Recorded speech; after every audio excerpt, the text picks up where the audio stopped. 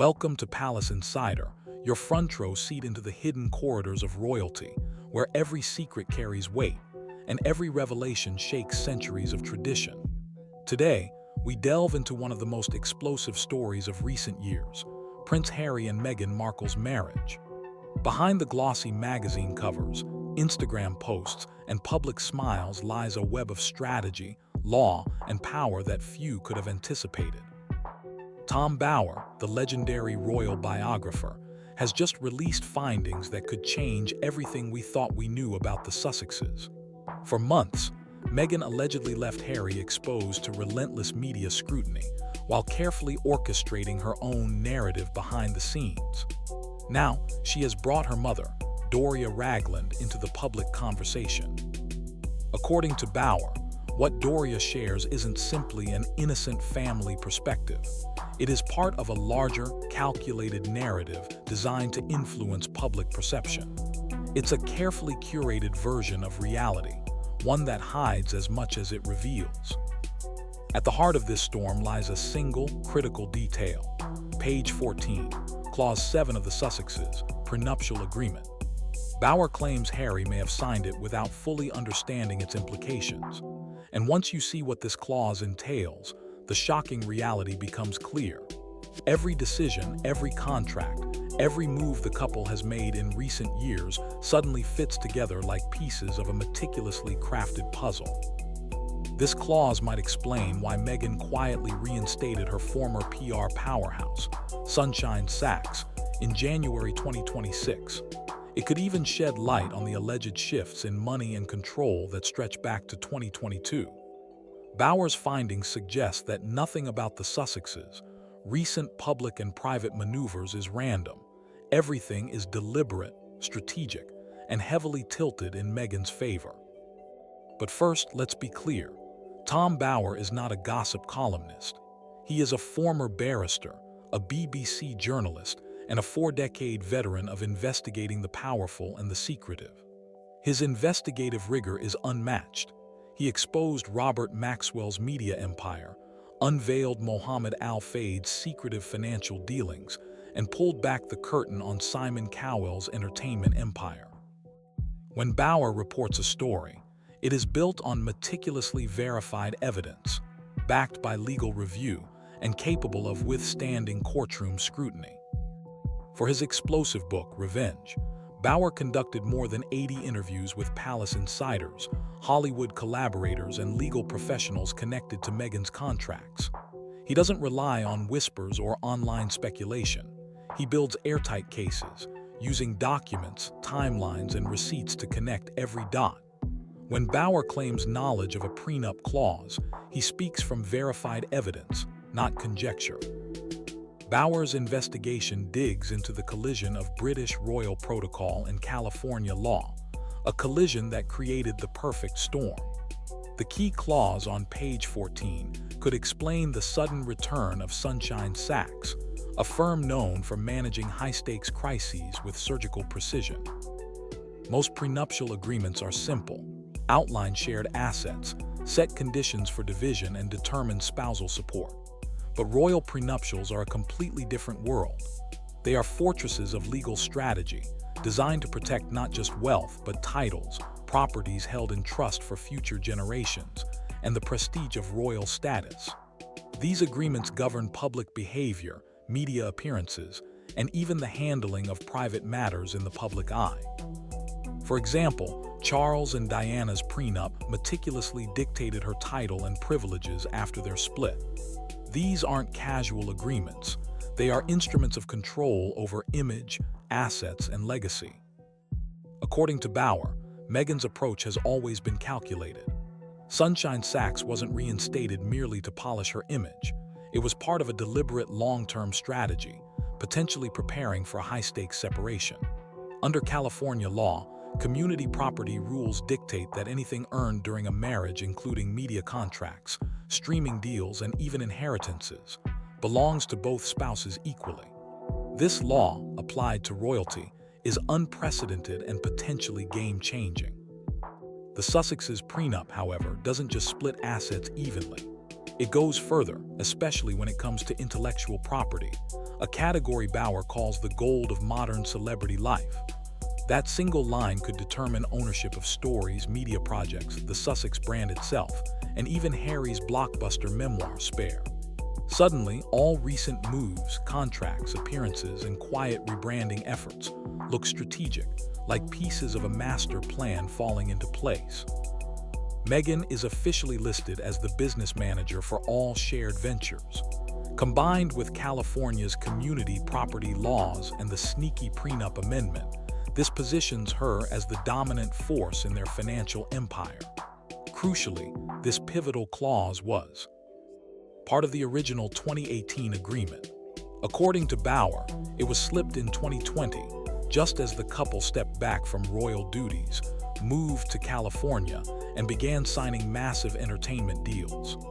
Harry reportedly signed without reading the fine print, placing complete trust in Meghan, a decision that could now have profound consequences.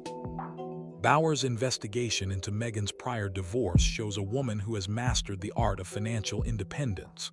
During her split from Trevor Engelson, she walked away clean, with no messy battles, no lingering obligations, and full control of her assets, thanks to meticulous legal planning. Fast forward to Harry's world. Netflix, Spotify, and the creation of Archewell all coincided with the Prenup amendment. This wasn't a minor paperwork update. It was a complete shift in control, designed to ensure Meghan could take the reins if the marriage ended. Even the PR strategy aligns perfectly with the legal maneuvers. Sunshine Sachs wasn't called in reactively.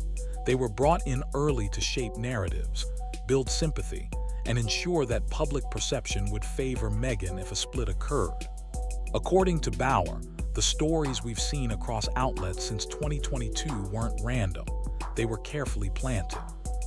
Each article, each interview, each red carpet appearance has subtly framed Meghan as composed, independent, and strategic, while portraying Harry as increasingly unstable.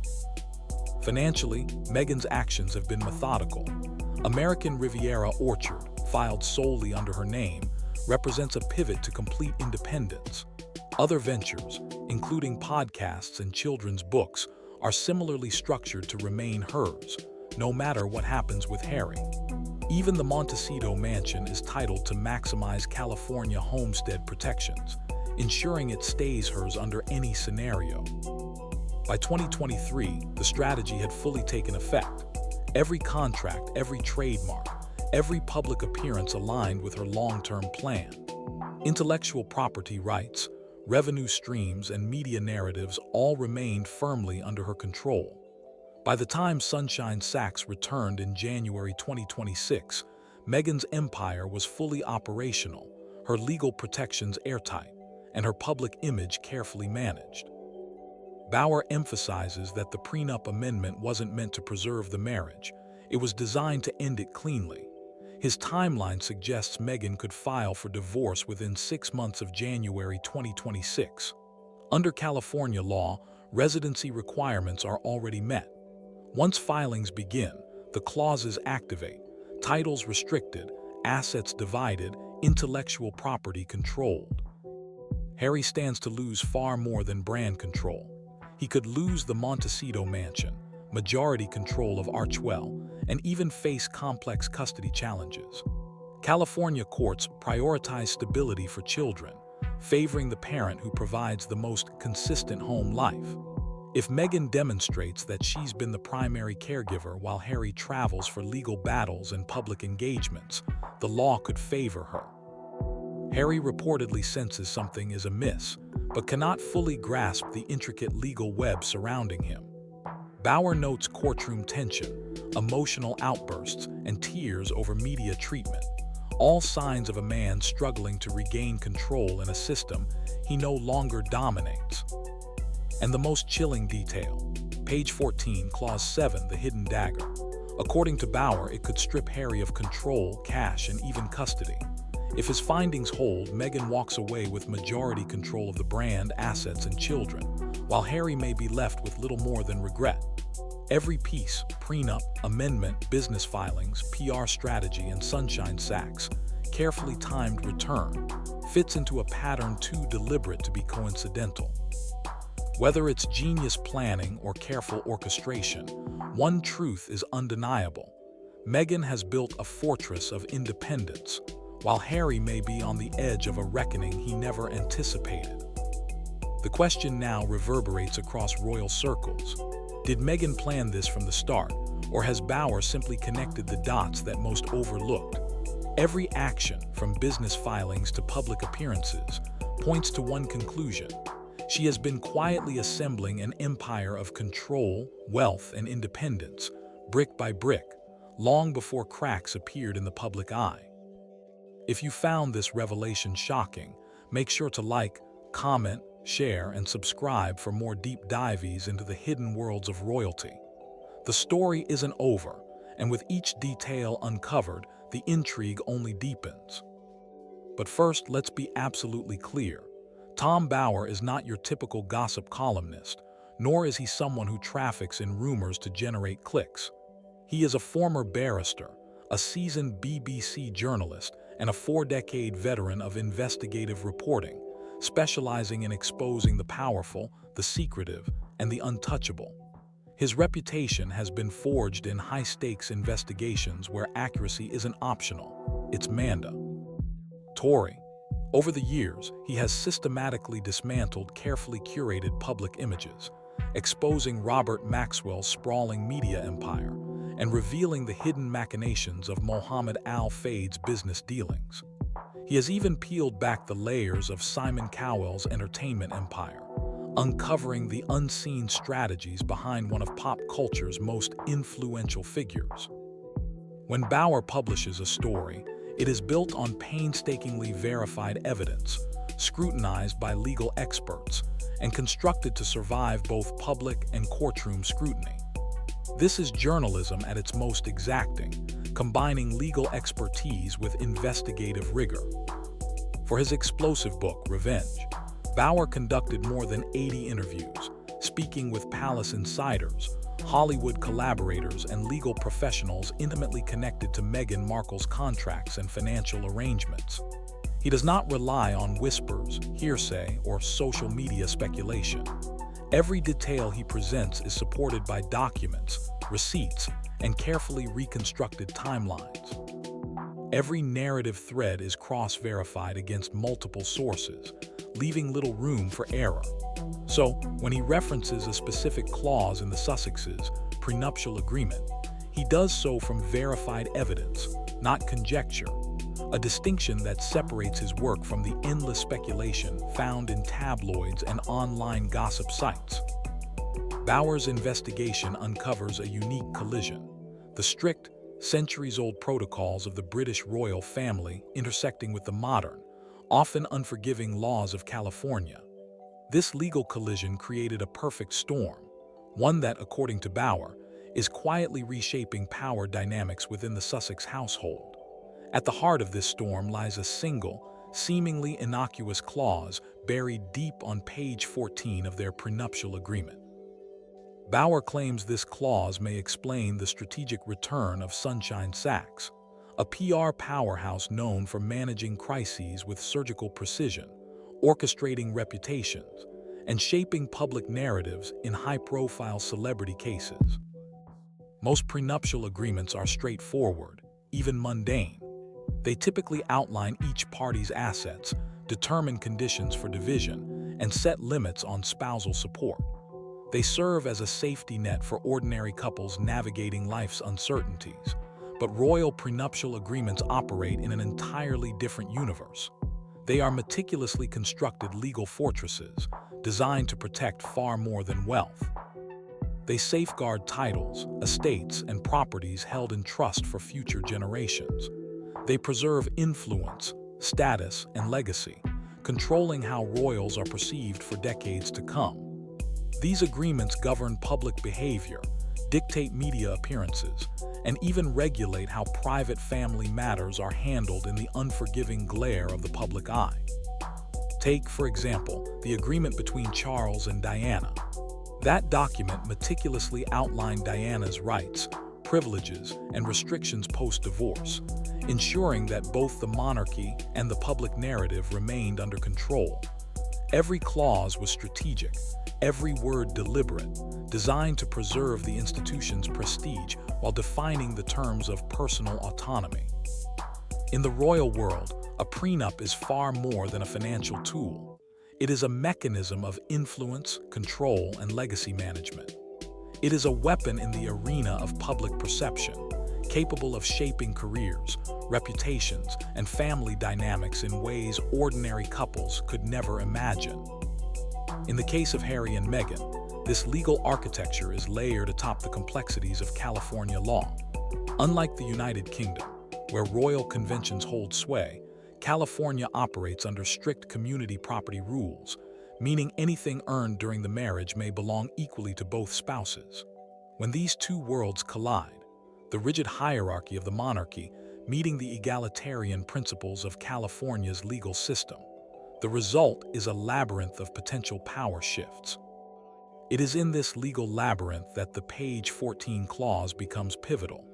According to Bauer, it was drafted with extraordinary precision, a clause designed to anticipate the collision of royal tradition and American legal precedent, giving one party a subtle but decisive advantage. This is also where Sunshine Sachs comes into play. The firm is no ordinary PR agency. Its expertise lies in managing high-stakes crises where reputation, legacy, and public perception are everything. They specialize in guiding clients through potentially explosive situations, controlling the narrative before it spirals out of control. According to Bauer, the timing of Sunshine Sachs' return was not random. It was a calculated move aligned with the unfolding legal and strategic landscape, a preemptive step in managing a story that is still being written behind the scenes. In short, Bauer's work reveals a world of careful strategy, legal ingenuity, and media orchestration that most people can barely imagine. Royal prenuptial agreements like this are not simply contracts. They are instruments of control, designed to manage not only money, but power, public image, and legacy. Every clause, every legal nuance, and every carefully timed move is designed to protect assets, influence perception, and shape the future, long before any headlines or public statements are made. Bauer emphasizes that the prenup amendment alone doesn't tell the whole story. It's the backbone, but the real power lies in Meghan's strategic financial maneuvers since 2022. As the couple's high-profile projects began to fluctuate, with some deals falling short or being quietly scaled back, Meghan appears to have quietly laid the foundation for total independence. According to Bauer, she filed trademark applications for her personal brand, American Riviera Orchard, as a wholly separate entity, keeping Harry's name entirely off the paperwork. Every move seems deliberate, carefully timed, and aligned with a long-term exit strategy she had honed during her previous divorce. Simultaneously, Bauer reports, she engaged top-tier legal and financial advisors to create new corporate structures separate from Archewell, the nonprofit they had jointly built. Archewell, once presented as a shared venture, reportedly carried significant financial exposure. Some insiders estimate debts reaching $38 million. But what appeared as chaos was, according to Bauer, textbook pre-divorce asset protection. Every dollar, every asset, and even the Montecito mansion was positioned to safeguard Meghan's interests under California's stringent homestead laws, which protect primary residences from seizure during legal disputes. In essence, she was insulating her wealth, her property, and her creative output simultaneously. The intellectual property clause in the prenup amendment emerges as the true linchpin of her strategy. Bauer's sources confirm that it gives Meghan primary ownership over all content created under joint ventures, including streaming projects, media productions, book deals, and branded collaborations. In practical terms, this means she has ultimate control over revenue streams, creative direction, and licensing decisions. Any future adaptations, merchandising, or derivative works tied to their joint projects fall squarely under her authority. If the marriage were to end, the Sussex brand would not only survive, it would remain under her dominion, leaving Harry without legal recourse to control or profit from these ventures. Bauer notes that this was not a haphazard accumulation of power. It mirrors the approach Meghan used in her first divorce. Then, she created separate income streams, retained complete control over her assets, and maintained a clean public image.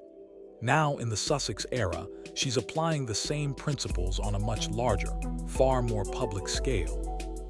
Every solo business filing, every trademark registration, every media appearance serves a dual purpose: building a strong personal brand while cementing legal and financial independence. Even the timing of Sunshine Sachs' return in January 2026 fits perfectly into this long-term plan. Bauer explains that in high-stakes separations, the narrative is as crucial as legal filings. You don't call in crisis PR after a split makes headlines. You engage them months, even years ahead, planting stories, shaping public perception, and building sympathy for the party you want to protect. The media appearances since 2022, carefully curated interviews, solo red carpet outings, and subtle messaging, are not accidental.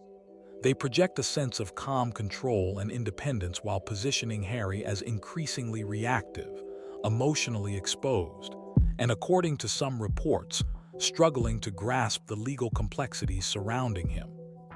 By early 2023, Bauer's sources say, Meghan's independent ventures were fully operational. Every trademark, every business entity, every creative project was listed under her name, leaving Harry with limited control over the empire they had built together. Even in joint ventures that remained under Archwell, her influence dominated, and her name appeared first on all official filings, effectively giving her authority over branding, creative decisions, and financial distribution. Behind the polished public appearances, the balance of power had shifted dramatically. Harry, once presented as co-equal, was quietly relegated to a secondary role. According to Bauer, this meticulous orchestration extends beyond finances. By maintaining a professional, composed public presence while limiting joint appearances, Meghan has been psychologically reinforcing her leverage. Every solo event, every controlled media moment, every carefully curated social media post strengthens the perception of independence. To the outside world, she appears self-sufficient. Legally and financially, she actually is. The synergy of PR, legal foresight, and strategic business planning has created a nearly unassailable fortress. Bauer underscores that this is why he refuses to view the Prenup amendment as merely a legal document. It is the foundation of a comprehensive, meticulously executed strategy. From 2022 onward, every move, every business filing, every media appearance, every subtle narrative shift paints a single picture. Meghan is securing control over the financial and creative empire she helped build, ensuring that regardless of how the marriage unfolds, she will remain in charge. The combination of legal structure, independent ventures, and media narrative creates a level of protection few celebrities, let alone members of the royal family, have ever achieved. If these patterns hold true, Bauer warns, the implications for Harry could be staggering. Beyond losing control of joint business ventures, he risks diminished authority over Archwell, restricted influence over intellectual property, and even exposure to asset division that could extend to properties like the Montecito estate. California's family courts prioritize the stability of children, which, combined with Meghan's careful positioning as primary caregiver, could influence custody arrangements. The Prenup Amendment, signed without Harry fully understanding its scope, effectively shifts leverage entirely to Meghan, providing her with a legally airtight mechanism to execute her long-term plan without friction. Financially, Meghan's approach has been surgical. American Riviera Orchard is just the tip of the iceberg, a masterstroke in asset segregation and independence. Every new venture since 2022, from podcasts to children's books, has been carefully structured under her sole ownership. insulated from any claim Harry could assert. Even the Montecito mansion, often portrayed as a shared family home, is titled and mortgaged to exploit California's homestead protections, ensuring it remains hers regardless of marital outcome. Bauer describes this as a textbook application of high-level asset protection, executed quietly, without public fanfare, but with precision worthy of seasoned corporate strategists. By 2023, the mechanics of Meghan's plan were fully operational. Every trademark, every entertainment contract, every social media appearance, and every media interview was part of a coherent strategy to consolidate control over revenue, intellectual property, and brand image. Archwell, once a shared nonprofit emblem, functioned increasingly as a conduit for projects that could pivot entirely under Meghan's authority. Her team ensured that creative outputs, merchandise, and branded collaborations funneled through entities she dominated, leaving Harry with limited control. Sunshine Sachs' return in January 2026 was not reactive. It was the final piece in a public narrative carefully choreographed to support her legal and financial positioning. Bauer stresses that the Prenup amendment was never designed to protect the marriage. It was a preemptive blueprint for separation. Legal documents, timelines, and insider accounts suggest that Meghan could initiate divorce proceedings within 6 months of January 2026. With California residency requirements already satisfied, the legal gears are in motion. Once filings occur, the prenup's clauses activate. Titles are locked, asset control solidifies, intellectual property rights transfer, and media narratives have already been primed to favor her. Harry faces exposure on multiple fronts. Beyond the potential loss of brand control, he risks forfeiting the Montecito mansion, ceding majority influence over Archwell, and entering complex custody negotiations. Bauer explains that California courts heavily weigh stability for children. If Meghan maintains consistent care while Harry travels for public duties and legal engagements, the system could heavily favor her. Even small details, home routines, school attendance, documented caregiving, could tip custody arrangements decisively. The emotional dimension is equally pronounced. Sources tell Bauer that Harry is aware of legal maneuvers but struggles to fully understand their breadth. He reportedly exhibits signs of mounting frustration, tense courtroom exchanges, emotional outbursts, and visible distress during media scrutiny.